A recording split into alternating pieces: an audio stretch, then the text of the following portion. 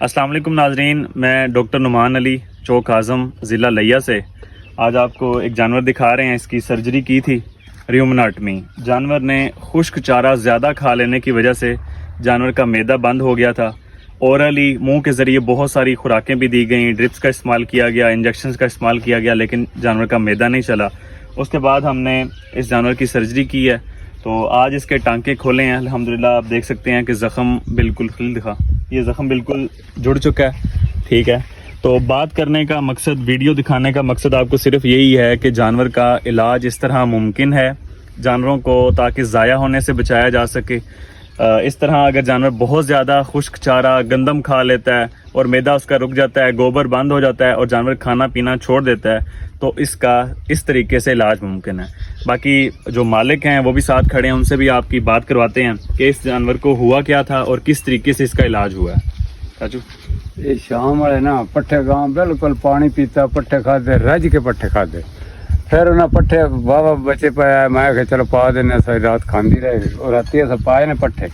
وہ گاں جو کھاتے نے پٹھے، تو گاں بیٹھی نے، گاں اٹھی نہیں، اس اگاڑی کیتی نہیں، میزا ہوں روک گیا اتنے۔ سویر والے اٹھے ویکھے گاں دے پیچھے گوبر ہے ہی کہ نہیں، یہ تو گوبر کافی سارا پوری ریڈی کر دی ہے، جی گوبر اندا ہے نہیں، یہ کی بن گیا۔ ڈاکٹر نے بلایا گیا، وہ آ گیا، انہیں آخیا بس دوائی دینے ہیں، بوتل بھی لاؤنے ہیں، بوتل انہیں لائی، ناڑ ڈرپ لائی، اس نے آگے سٹ ہو جائے گی، ان پیون واسطے دوائی دیتی وہ ٹھیک ہو جائے گی، نہیں ٹھیک ہوئی۔ مڑ ایک ڈاکٹر آ گیا، اس آخیا میں دوائی دینا تو اس نالنا بالکل ٹھیک ہو جائے گی، وہ تو چلا گیا۔ دوسرا آ گیا، اس آگے سٹ ہو جائے گی، کوئی نہ سیٹ ہوئی، وہ بھی پیسے کھڑے، میں نے 4500 کے 4000 روپئے وہ بھی لے گیا، وہی دوائیں دے کے اس کے 2 گھنٹے تک میری میعاد صحیح ہو جائے گی، کہاں نہ لیکن صحیح۔ مڑ سویرے ایک اور ڈاکٹر اعظم آباد ہے، اس نے چوایا، اس نے آخیا، اس آن کے دوائی دیتی، اس آخیا بالکل انشاءاللہ اندر میزا جڑا رکیا ہے یہ ٹھیک ہو جائے گا، میں دوائی دینا پہ، اس بھی دوائی دیتی، لیکن اس بھی آخیا 4 بجے تک میری دوائی دی ہے، مثال ہے کہ ڈیٹ پہ 4 بجے گاں جڑی ہے بالکل ٹھیک ہو جائے گی، گاں نہ ٹھیک ہوئی۔ پھر اگو تمہیں کال کی، اس چوتھا دیہڑے سے جدوں پھر تسی آئے جی گاں کا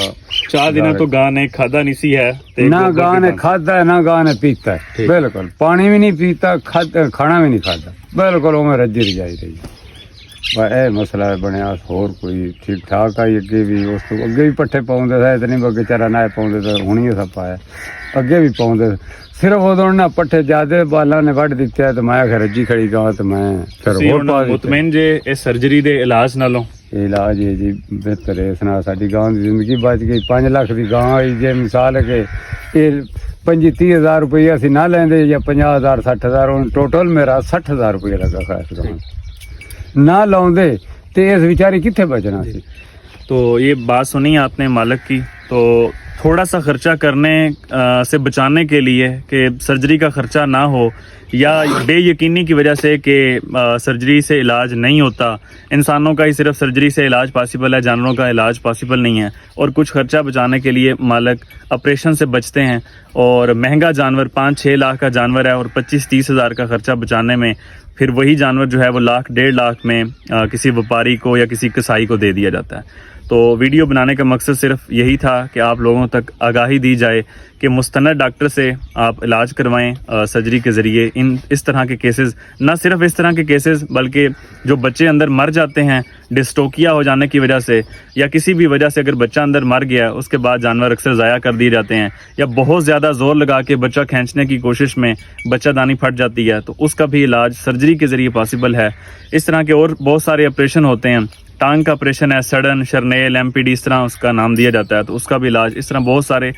جانوروں کے آپریشن کیے جاتے ہیں۔ آپ اپنے جانوروں کا خیال کریں اور بر وقت ان کا اچھے ڈاکٹر سے علاج کرائیں۔ بہت شکریہ۔